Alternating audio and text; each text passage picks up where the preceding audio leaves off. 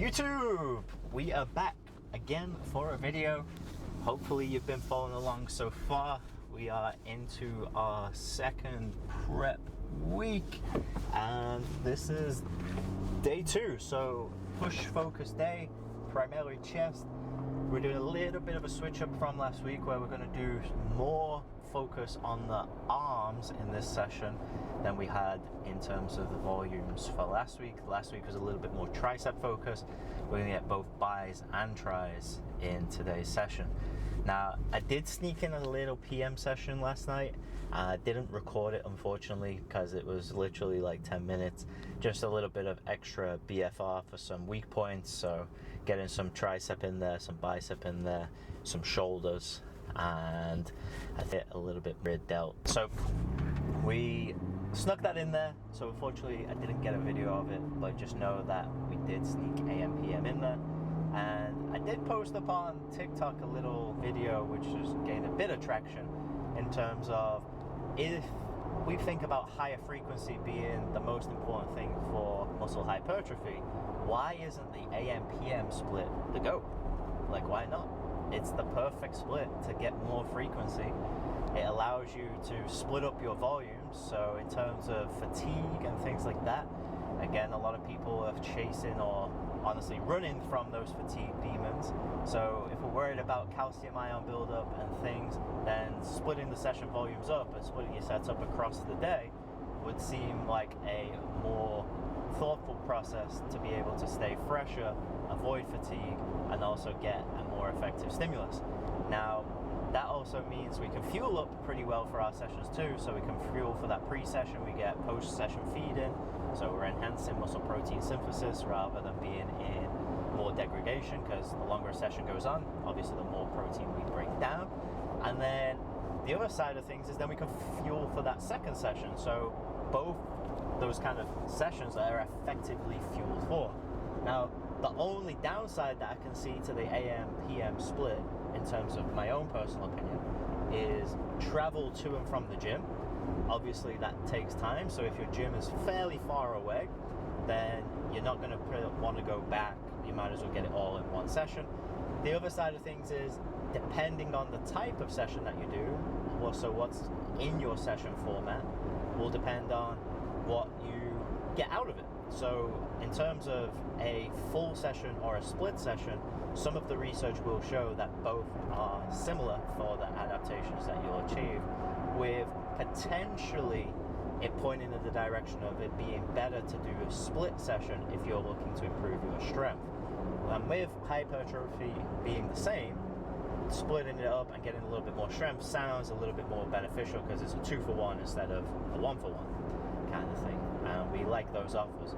So that's kind of one of the other reasons for doing the AM-PM split. So for me, it's one of those where I'll throw it in now and then. I'm not doing it every single session, not every single day. Again, as you've probably found out, we're on that push-pull legs, pull-push legs split. So the PPL split with then an upper-lower at the end of the week. We are changing that up this week to do another PPL, because I think I need to get an extra upper body session in, and then we sneak in those AM-PM sessions as well. So touching more frequency, and you'll notice that actually my total set number is starting to come down, and within the sets I'm kind of varying up whether we're doing lower reps or higher volume as well. So that's a little insight into today's session. Put your thoughts in the comments. Do you think that the AM-PM split is GOAT? Do you think it's upper lower? Do you think it's full body every other day? They all have their merits. They all have potential to create muscle hypertrophy. But the thing is, I'm not sure whether we can say with a lot of certainty which one's the GOAT. But secretly, I think it's AM-PM split. So we're almost at the gym, so we'll see you there. And we've got a nice little chest day for you. All right, we made it to the gym. So we're going to actually start on the 5th today. Do a little quick warm-up with some decline. And we're going to put the bench all the way up, do some incline bench, and we're actually going to test our 1 repetition max strength today within the incline bench as well. So,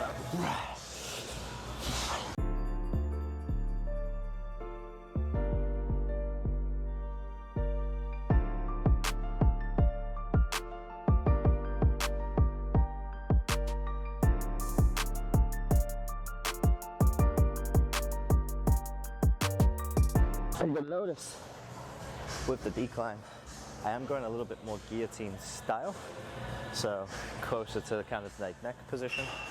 And again, we're just using this as warm up, just to get the chest open slightly, and then we'll go to our more incline base position for the actual resistance. Typically, honestly, I would do this with dumbbells, so I feel a better stretch, but because we're doing that incline 1RM, I just decided to go over to the incline machine instead.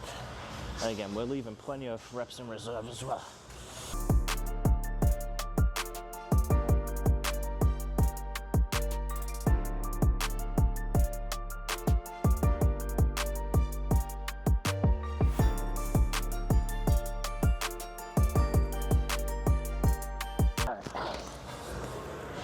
We'll flip this bench around.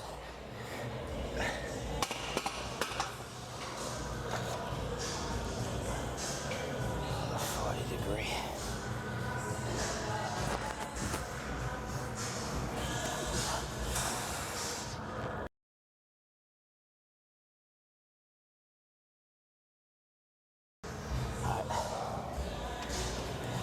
Looks like a pretty good position for the bench. So we'll go 1 repetition max, similar to what we did yesterday with the pull-up, except for now we're doing it with the incline. So we'll just do 1 repetitions, get up to our 1 repetition max for the day. Oh, gotta take the weight off first.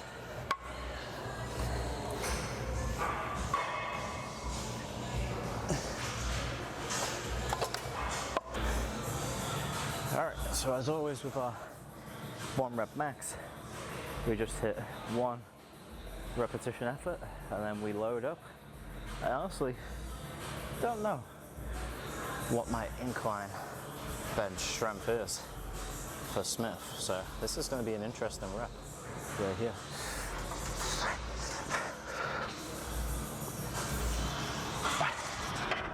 Alright, that was actually pretty easy. So we'll do another load. We added a quarter, so go up from here. That's fairly big at 50 pounds. And obviously that last rep did fly up a little bit, but I'm still kind of nervous, especially with this specific bench, as it feels a little slippy.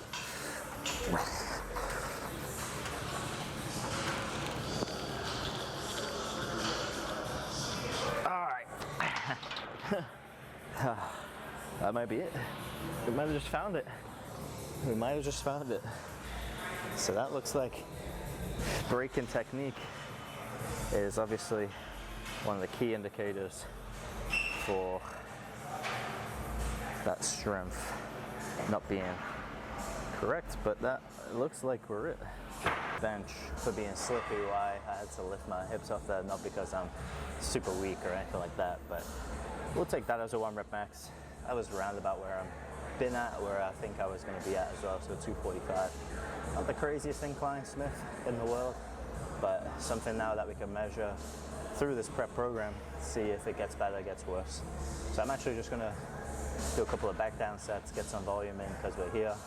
I would normally have this exercise in the program, so just get a couple more extras in there, especially now that we've just primed the system a little bit with that 1 rep max.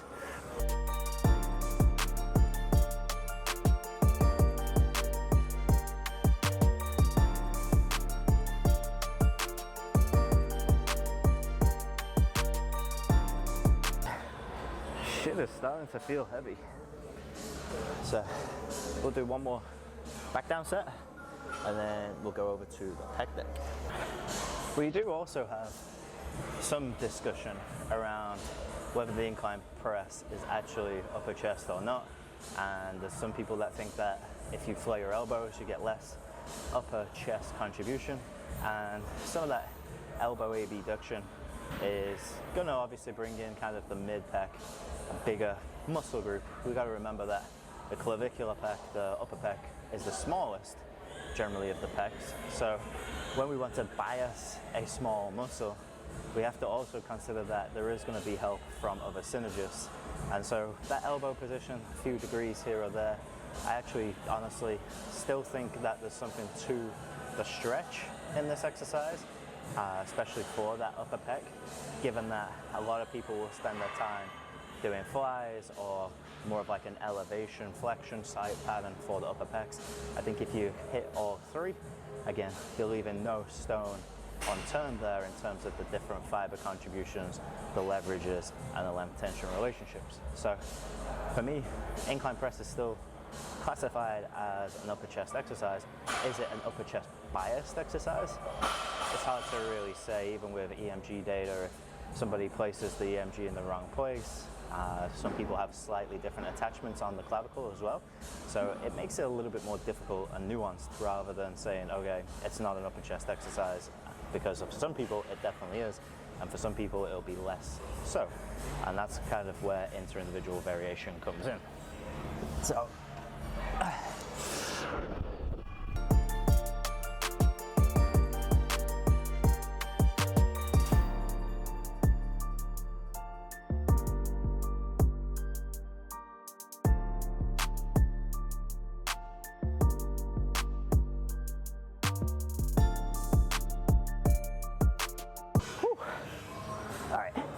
that's that set done.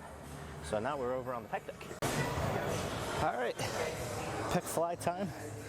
If you've been tuning in so far, you'll know that I've been using this more as a primary exercise recently rather than an accessory.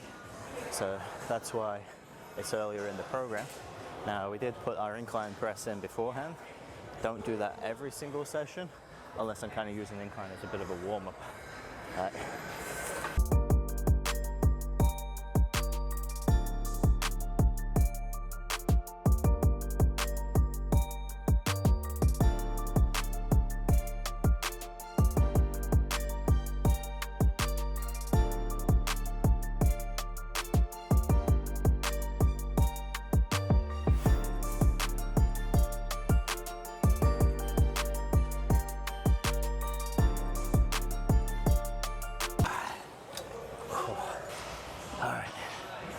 Just got 2 working sets here today.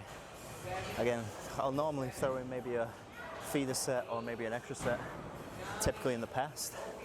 But today we're just going to stay with 2 sets for this specific exercise.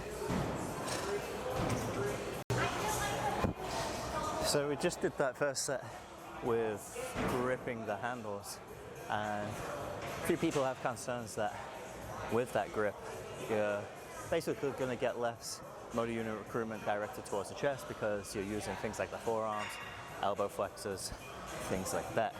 So in terms of that, I did see online a way to cushion these machines a little bit when you don't have the padding, and that's put your knee sleeves on your wrists. So I'm going to actually do that for this next set, and then it might look a little bit stupid, but we're going to give it a go, see how it feels, and then we'll see if it's worth the hype or not. Can I get more reps even under fatigue, or a slight little bit of fatigue compared to that first set? We're going to put it to the test.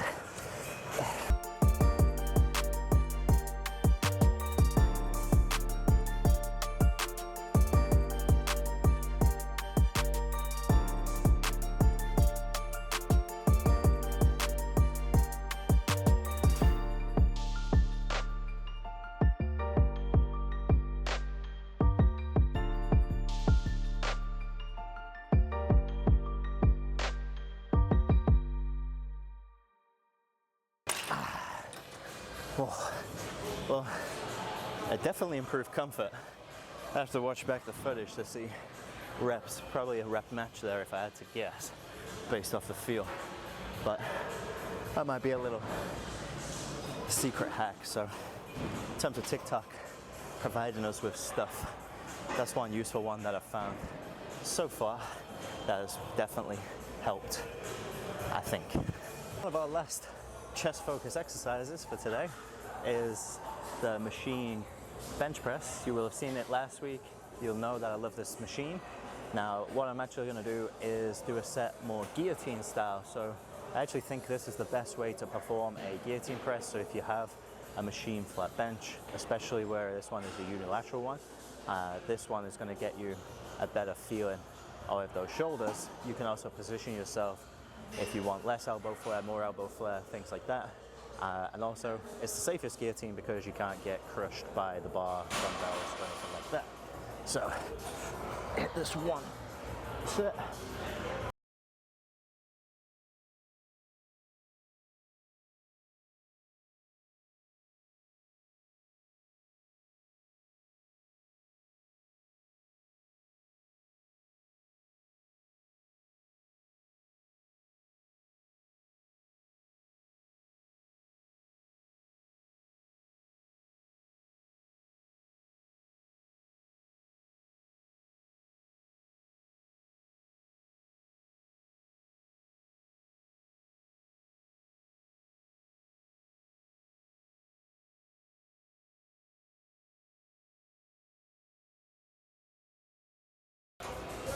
Of extra setup here needed, and we are going to use handles instead of cuffs for this, but slight different exercise fly variation that we're going to do in our program.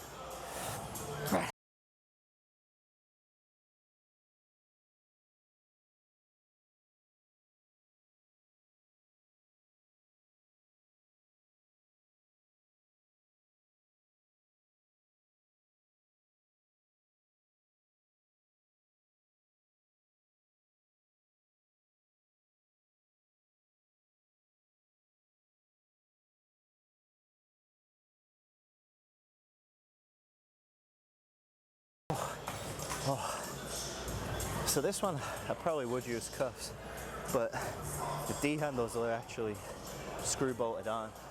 So then with the cuffs, you get these flying around D handles and stuff.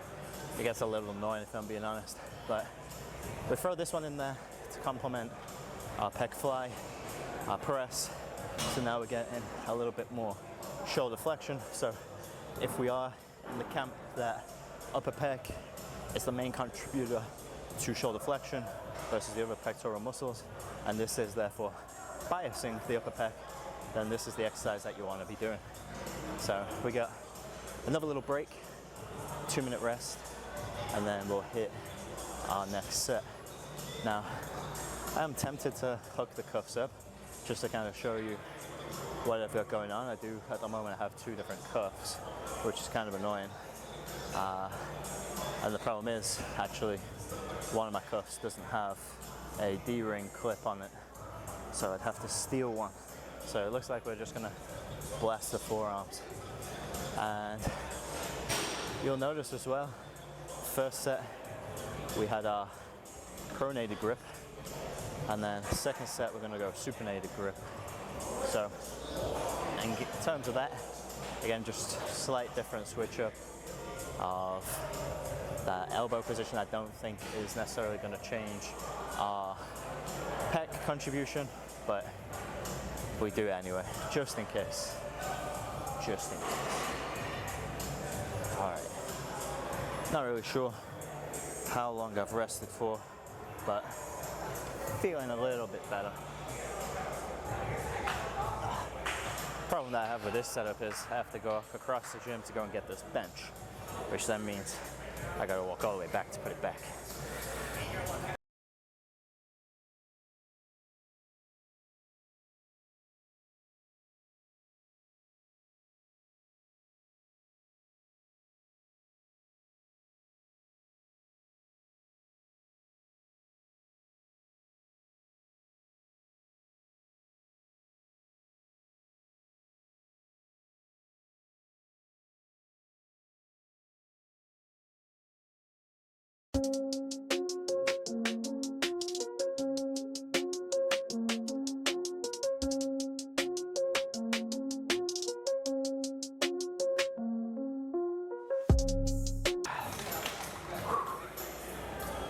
All right, I think it's now time for triceps. So one of our tricep staples is the overhead extension. We've seen this a couple of times in the program.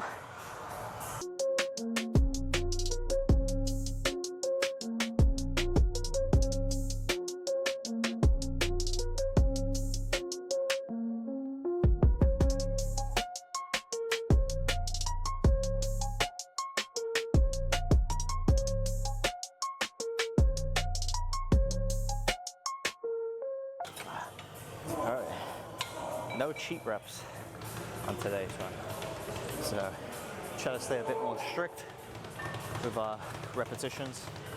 Again, slightly higher volume repetition ranges for this. Take about a minute 30 rest between sets, which gives us time to just double check the program. So once we hit this extension, what we're gonna do next, we got dumbbell curls, then another tricep, and another dumbbell, well, actually another bicep, not dumbbells, and then that'll be today's session pretty much done. Not much shoulder focus in today's session, which you'll notice, and that's because we do have another push day planned this week, which is going to be primarily shoulder focused.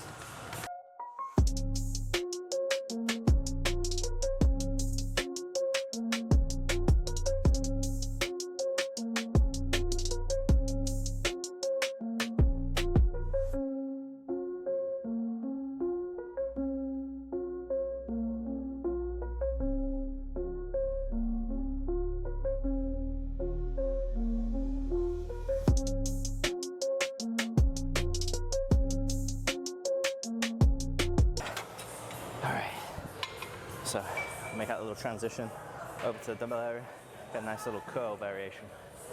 We have a little curl variation that we haven't seen in my program yet on this block, and it's going to be the infamous clown curl that my kids would tell them have termed. Now we do it on a decline to give it a little bit more stretch. I like to put these type of curls in on a pec day to get that chest opener, to get that chest stretch.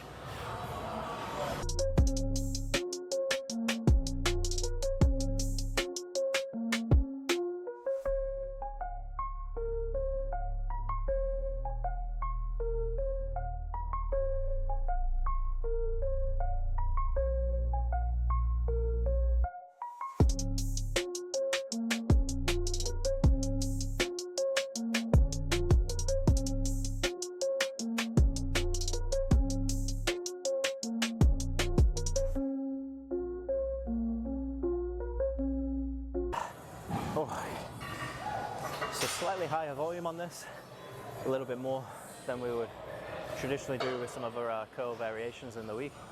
I'm going slightly lighter because we did hit a couple of bicep sets yesterday as well. So in terms of fatigue, a little bit of fatigue management kind of thing, but my biceps feel pretty good. And now we worked with biceps for quite a few days now. So other than kind of the contribution in other sets.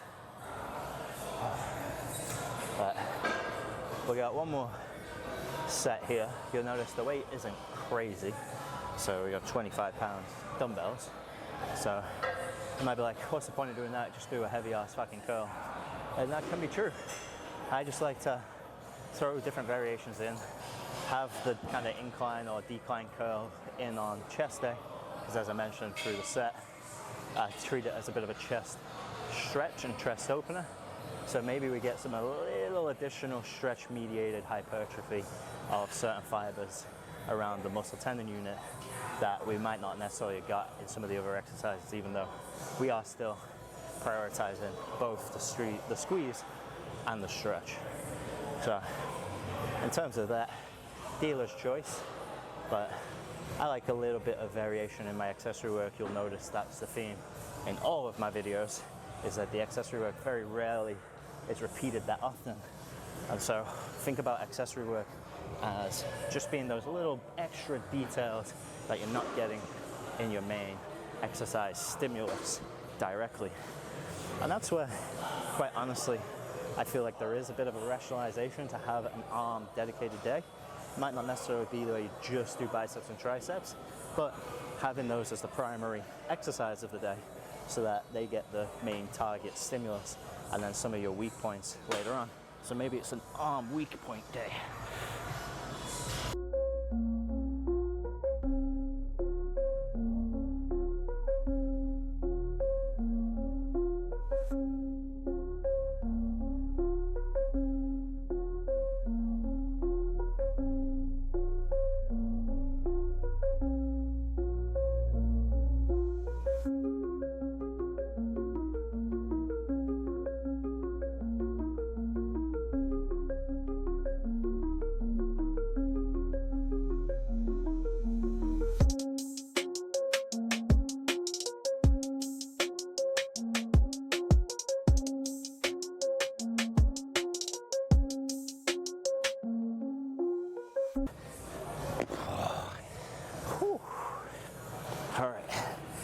We've got one last bicep and tricep combo, or should I say tricep and bicep combo, and then we're out of here.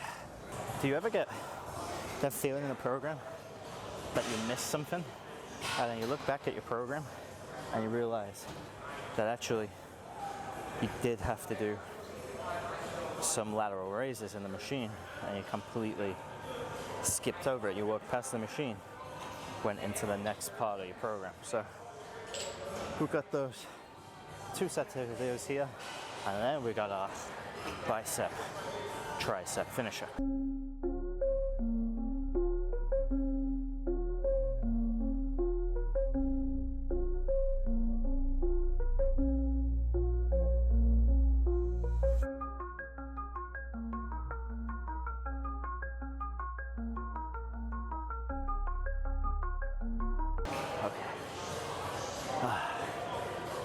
Probably would have squeezed out a couple more, having not put this as our second to last exercise, but here we are. Even pros make mistakes. But yeah, typically I would actually have this after pec fly, so I think I just got a little excited with wanting to do the guillotine press in the machine flat bench because it was free, that I just walked straight past this machine. So, and I know that some people sort of hate on this machine. Not exactly sure why, because it is a pretty good piece of equipment, but again, here we are in terms of understanding the machine. I don't even know what I just said. I have to cut that part.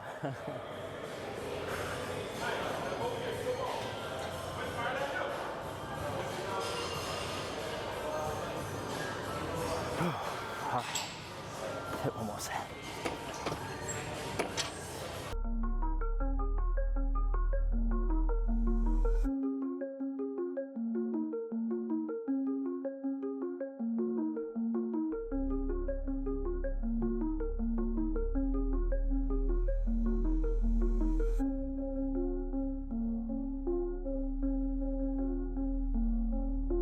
Let's go and finish triceps off.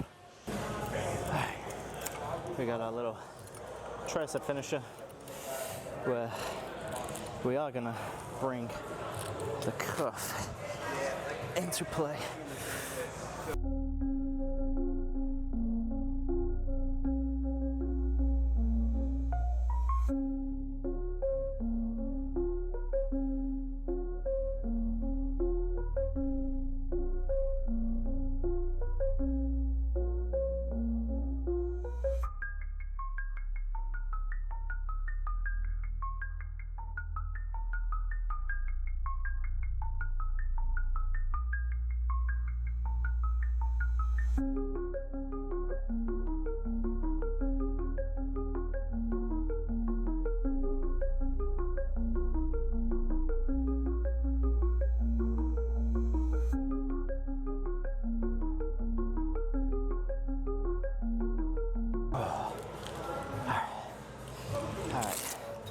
So, utilize the cuff on this one.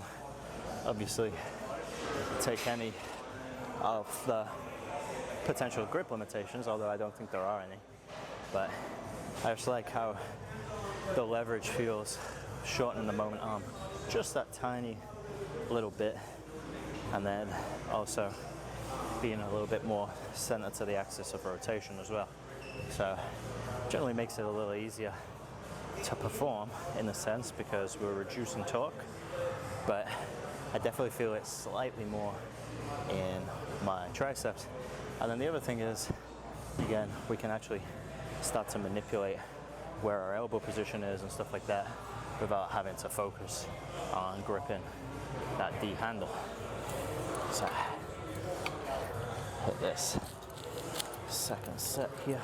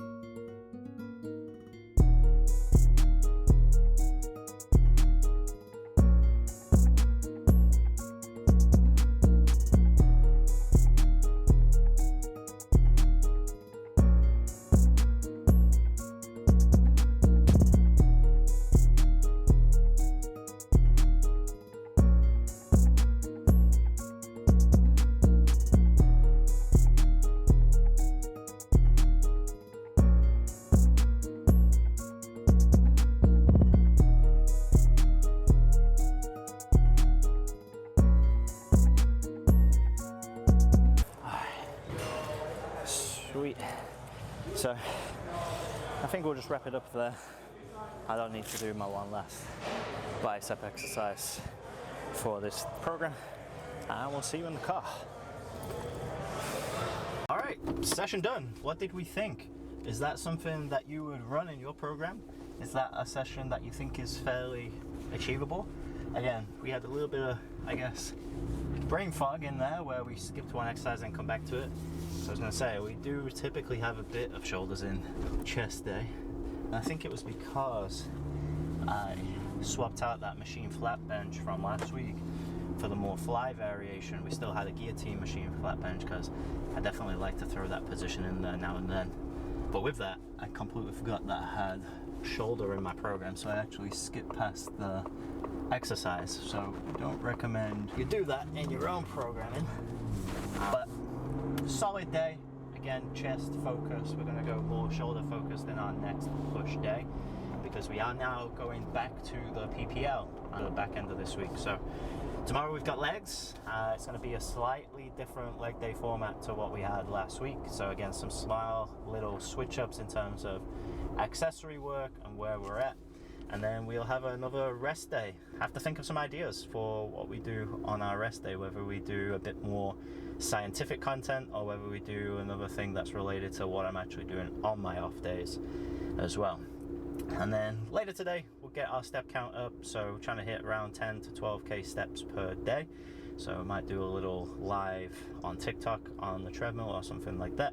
So make sure you're following me on there as well as on YouTube and everywhere else. So with that in mind, make sure you're hitting the subscribe button. It pops up there on that end screen. Make sure you're watching the rest of this series. You'll get inspiration for your lifts. And again, let me know in the comments if you have any questions around this coaching. That is my background. It is strength and conditioning coaching. This is my first crack at competing in bodybuilding and taking bodybuilding seriously, but we're coaching it up. We're seeing what we can do. So make sure that you ask your questions if you need stuff answering. And with that in mind, we'll see you in tomorrow's video for leg day.